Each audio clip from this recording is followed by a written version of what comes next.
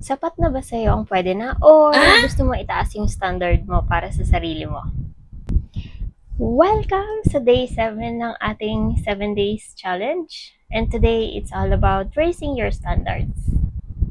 Kung dati, okay na sa akin yung basta may nagawa, ngayon hindi na. Hindi lang dapat meron, dapat maayos.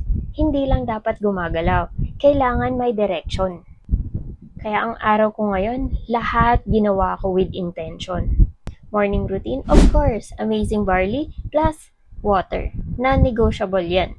Kung dati palaktaw-laktaw lang ako sa healthy habits ko, ngayon, mas consistent na siya. Kasi hindi na pwede yung bara-bara.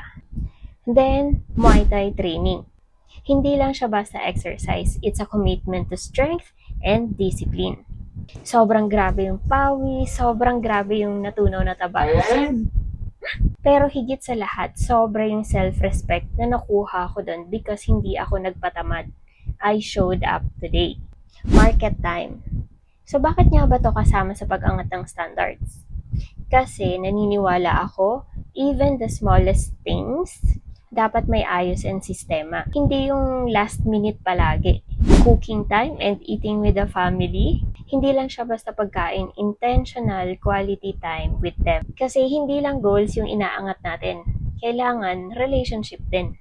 Learning and growth, syempre nanood tayo ng mga videos sa courses natin. Kasi raising standards means not settling sa mga alam lang natin. Growth mindset lagi. Rest and back to work. Dati, pwede na yung okay na to, pero hindi na ngayon. This year, dapat all in tayo. The challenge now, no more pwede na, no more half-hearted efforts, more commitment or massive action para massive results. And ang goal, itaas lagi, never settle for less. Ikaw, ano standard mo para sa sarili mo ngayon?